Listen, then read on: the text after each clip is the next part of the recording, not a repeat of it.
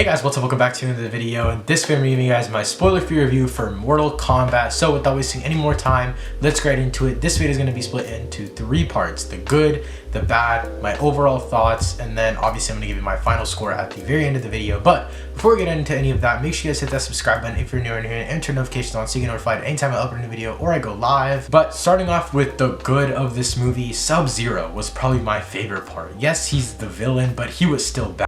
And I loved him in every second that he was on the screen. Also, Kano was a phenomenal character. I think that a lot of the characters in this movie were either super good or they were super bad, and I'll get into that in the bad part of this video. But I loved most of the characters. A lot of characters were underdeveloped, but there were also a lot of characters that were, I wouldn't say overdeveloped, but they were really well developed, and Kano was one of those characters. I loved the way that they introduced him in the beginning of the movie, and then he switched and all of that kind of stuff. Like, his entire character just made a full 180, and they did it so well, and his character progressed really well throughout this entire movie. As with anything related to Mortal Kombat, you expect the choreography to be awesome, and it was awesome. It was so badass. The fighting scenes were so cool, and even if the fighting scene felt kind of random in the moment, the choreography was always insane, and it was always super beautiful. Another thing that I really liked about this movie was the sound design. The sound design was super good, like especially during the fights, like the clanking of chains and the slashing of knives, like blood squirt sounds. Everything was super cool, and on top of that, the soundtrack was just so perfect. Like at moments it would get so high, and like you wouldn't know why it's high until something comes in right after the soundtrack like dies down again. This movie is like an average blockbuster in terms of story and all that, but the sound design is something that I like it a lot for. It's one of the most things I value in this movie. I also love the mixed aspects of mystery, horror, along with all of the gore that we saw in the movie. I mean, you guys know me, I'm a fiend for blood in movies and TV shows, and one example of this is Falcon Winter Soldier episode 4. When Falcon Winter Soldier episode 4 came out, at the very ending, when John Walker smashed the dude's head and killed him, that blood was the first time that I felt like the MC was getting super serious. I mean, obviously I'm not a big Mortal Kombat fan. I played the game here and there, but I don't really know most of the characters. But the way that they showed off the gore in this movie, it really hit home for me, because I love so much gore in movies. It just makes everything like feel more realistic. Like, yeah, it's over the top a little bit, but it's fun to watch. Speaking of the blood, phenomenal CGI. I mean, the CGI, I mean, I knew it was going to be really good in this movie, but there were some parts of this movie where it was like you couldn't even tell. Like, you could tell it was CGI, but it just looks so photorealistic. Like, if that happened in real life to me, yes, I would be confused out of my mind, but I would still be like, dang, that looks real. That doesn't look fake to me. So yeah, the CGI was really well done. It blended in with the environment, but it didn't blend in just enough to where it still looked like a fantasy movie. Like 80% of this movie is CGI, maybe even 90%. Like even the basic environments that they have in this movie, like the temples and all the fighting sequences,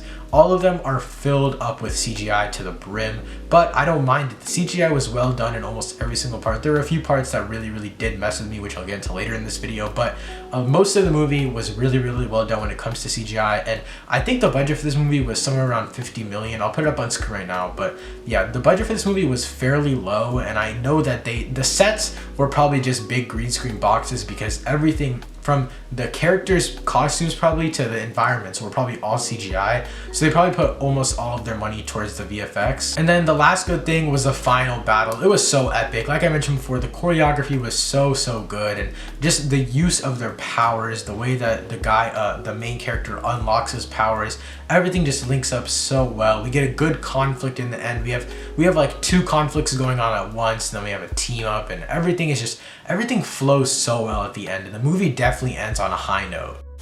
Alright, so my storage card got full after I started the bad part of the video, so I'm going to start it right now. So let's talk about the bad of Mortal Kombat.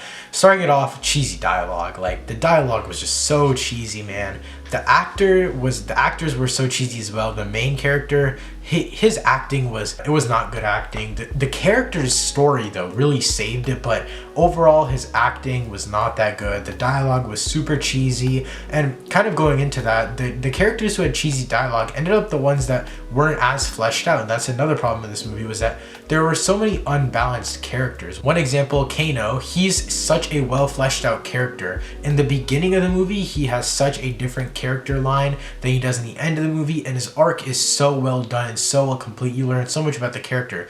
But on the other hand, literally the main character of the movie is so poorly developed. You see just slight movement and slight progression in his character arc, and overall you just don't see much from him. So yeah, there's a lot of big imbalances between all of these characters, and characters are either super well thought out and like gone through in their arcs, or they're super poorly developed and super bad. The story was also forgettable, predictable, and just super basic. I didn't feel fulfilled at the end of the movie, and it just felt like I was sitting there for watching the action itself, which I enjoyed. Don't get me wrong, I love the action, I love the blood, I love the gore, I love the choreography for the fighting, but at the same time, the story itself was super forgettable, and that's where the score for this movie really goes down. And then the final bad thing was the super unequal CGI. Now, there were some parts where the CGI was so perfect. It was super up to par with even like Marvel movies, like Avengers movies. The Sub-Zero particle effects, as I mentioned before, were so realistic and so well done.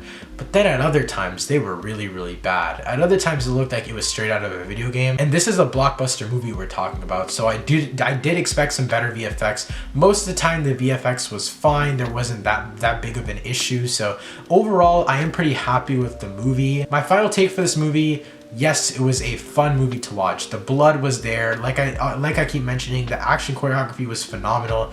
But at the same time, the story was just so basic and lackluster, and honestly just super forgettable. And for that, I'm gonna be giving this movie a 6.5 out of 10. If you guys enjoyed this review and want more reviews from me, make sure to hit that subscribe button and turn notifications on so you get notified anytime I upload a new video or I go live. Thank you so much for watching. I'll see you next time. Peace.